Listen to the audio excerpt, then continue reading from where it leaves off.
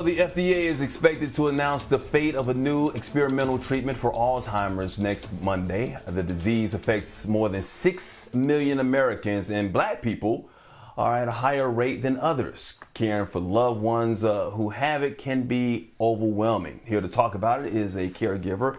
She's a caregiver coach, Patricia Bailey, the founder of She Ages Well and He Ages Well. Good morning, Patricia. Thank you for being part of BNC and on Start Your Day this morning.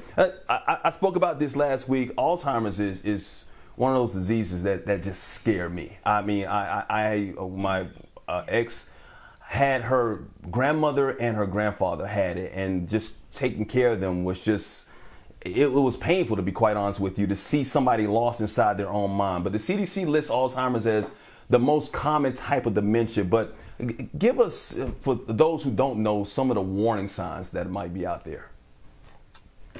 So first of all, thank you so much, Sharon and Mike, for giving me an opportunity to talk about this particular disease that's an epidemic in our community. And one of the things that we need to be conscious of is that we must not take this from a standpoint of normal aging, because it's not normal. Memory loss is a larger concern. So in the case of my mother who had Alzheimer's, one of the things that become very prevalent is she was a bank teller that could no longer balance her checkbook. She was a homemaker that was phenomenal in keeping our house in a very orderly fashion, and she was no longer neat. There were times when she was getting lost. She actually would take trips to the bank and could not navigate her way back home. We need to also be conscious of mood swings. And as we just celebrated Mental Health Awareness Month, that's a large concern in watching our loved ones change. It's not normal aging. And unfortunately, we don't know how to approach it and what to do about it. Yeah, it sounds like we haven't learned nearly enough about it. Your mom was diagnosed, and you said that was pivotal for you. Her passing drove you and your drive to learn more about this. As a caregiver, what were your biggest concerns in aiding your mom? Oh, I would love to say there was just one concern, but there were multiple concerns, because the first aspect of it, how are you going to care in the transition of power for your mom and your loved one and do it where you don't get the sense of guilt or concern? I don't know enough to care for an adult in my life, and it's my mommy. Financially, what did that mean? In my case, it was, even though as a family we came together to care for our mom personally, it was about $3,000 a month for over 2 years to actually have her live a life of dignity that could give us a sense of comfort. What about all of the concerns associated with being prepared? Um, DNR, DR, oh my gosh, what is that? Do not resuscitate? Is that really a discussion we're supposed to have? What about wills, trust, power of attorneys? You end up in a lane of information and need that you just weren't prepared for. And that's what's facing our families. And we've got to do something about it. We have to do something about it. You have to. When it comes to Alzheimer's, dementia, I hear some of the things that could lead to it, and we still don't know what everything that leads to it, but it could be stress, it could be cholesterol, it could be high blood pressure, a lot of those things. And just being black in this country is already stressful enough. So imagine already being black, dealing with your own issues, and then having to take care of somebody who's going through something like that. How important is patience? Because you're already stressed out, you're already overwhelmed. How important is it for you, even though you're going through a lot of stuff, to be patient with somebody who is dealing with dementia or Alzheimer's?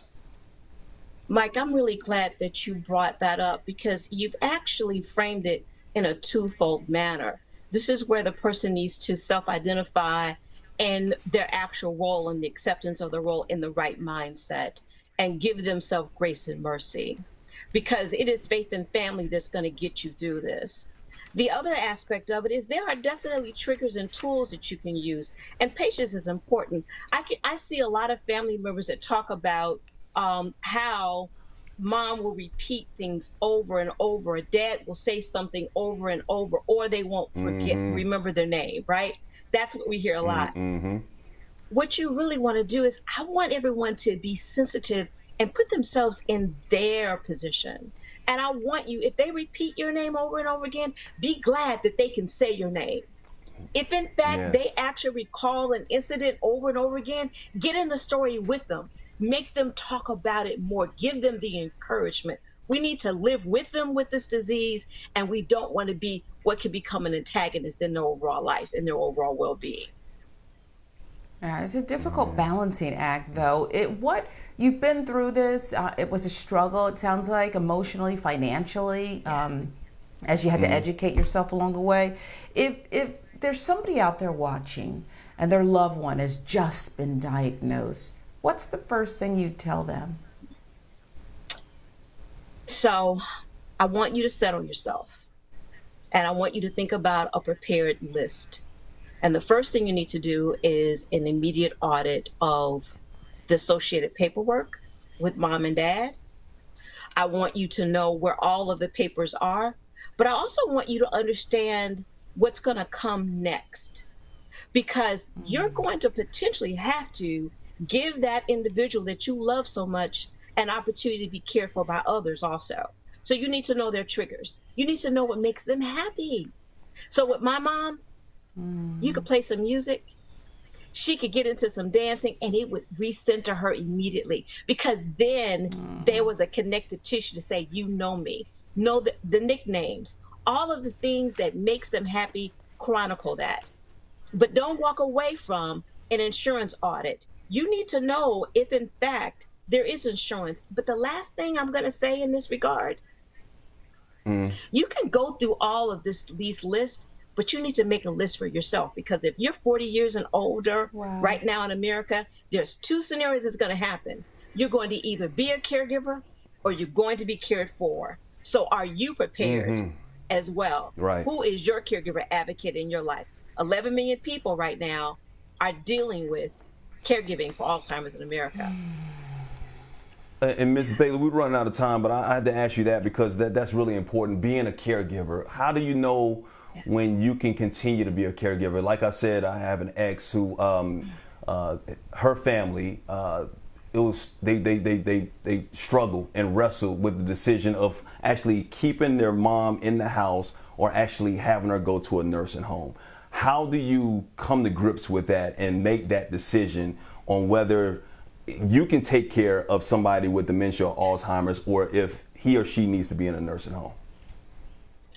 One of the things that happens is there's a concept called aging in place, which you actually can stay at home with your loved one. The biggest decision there is affordability. So you need to know that associated with most states, there are programs that will allow loved ones to care for their parent at home. Aging in place is extremely important. It's through the Health and Human Services Department of every state. The other thing in our case, we had to place mom, unfortunately, in assisted living. I was at senior level executive. I'm traveling. In that instance, you need to know what are the steps required for that, what are the costs, but also you need to write a script on how your loved one should be Mm. cared for, and you need to remain engaged. It's complicated, but caregivers know that God is with you in this process. Faith and family is Mm-hmm. everything. And the other side of it is that be engaged at all times. Do not turn your parent over to someone else without them seeing your face and with a plan, and Amen. activate programs, dancing, I All mean, right. photo shoots. Be lively, Mm-hmm. be engaged, and be loved and show love. Yeah, Amen. just Amen. stay engaged Well in said. the Yeah. life, the overall Yes. life. Still family. Caregiver Coach Yep. Patricia Bailey. Yeah, Yes. this is such a valuable conversation. You are the founder of She Ages Well and He Ages Well.